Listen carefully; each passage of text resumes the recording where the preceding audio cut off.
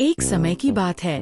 एक घना जंगल था जिसमें पेड़ इतने बड़े और घने थे कि सूरज की रोशनी भी पत्तों से छनकर नीचे आती थी।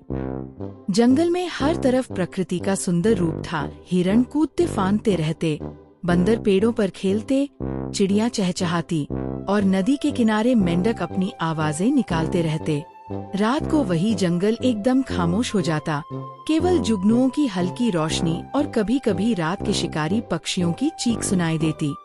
इसी जंगल का राजा था एक शक्तिशाली और शानदार शेर, जिसका नाम था सिंहराज। उसकी गर्जना से जंगल का हर प्राणी कांप जाता था। जब वह सुबह उठकर जोर से दहाड़ता तो लगता था जैसे पूरा जंगल हिल गया हो। सिंहराज की शान ही निराली थी। बड़े दांत, तेज नाखून, घना अयाल और इतनी प्रभावशाली आँखें कि कोई भी जानवर उसके सामने ठहर न सके। जंगल के सभी प्राणी उसे राजा कहकर बुलाते थे। शेर का जीवन आराम भरा था। उसे शिकार के लिए ज्यादा मेहनत नहीं करनी पड़ती थी। कभी वह हिरण पकड़ लेता, कभी जंगली सुअर, लेकिन अधिकतर दिन वह एक बड़े बरगद के पेड़ के नीचे सोता रहता और रात को केवल एक गर्जना से ही सबको याद दिला देता कि असली ताकत किसके पास है।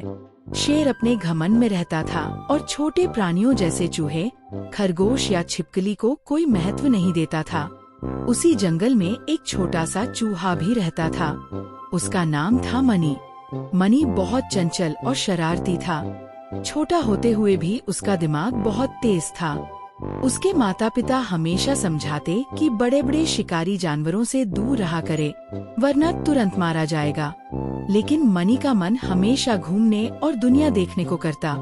एक दिन की बात है। दोपहर का समय था और जंगल के ज्यादातर प्राणी आराम कर रहे थे।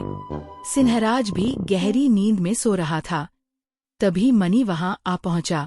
उसने शेर को सोते हुए देखा और उसके मन में शरारत आ गई। उसने सोचा, ये तो जंगल का सबसे बड़ा जानवर है, जरा इसके ऊपर खेलकर देखूं। और वह शेर के शरीर पर इधर उधर दौड़ने लगा। कभी उसकी पूंछ पर चढ़ता, कभी उसकी पीठ पर फिसलता, कभी उसके अयाल में घुस जाता। लेकिन यह खेल ज्यादा देर नहीं चला। शेर की नींद खुल गई। उसने गुस्से से दहाड़ते हुए चूहे को अपने पंजे में दबोच लिया। बेचारा मनी डर से कांपने लगा। शेर गरज कर बोला, दुष्ट चूहे, तू मेरी नींद खराब करने की हिम्मत करता है। अब मैं तुझे अपने दांतों से चीर डालूंगा। मनी ने डरते डरते कहा, महाराज, कृपया मुझे माफ कर दीजिए। मेरा इरादा आपको परेशान करने का नहीं था। अगर आप मुझे छोड़ देंगे तो मैं आपका हमेशा आभारी रहूंगा। और कौन जाने, कभी मैं भी आपके काम आ जाऊं। शेर जोर से हंस पड़ा। हा हा हा, तू एक छोटा सा चूहा मेरी मदद करेगा? ये असंभव है। लेकिन ठीक है, आज मेरा मूड अच्छा है, मैं तुझे छोड़ता हूँ। मनी हाथ जोड़कर बोला, धन्यवाद महाराज, आपने मुझे जीवन दान दिया है, मैं इसे कभी नहीं भूलूंगा।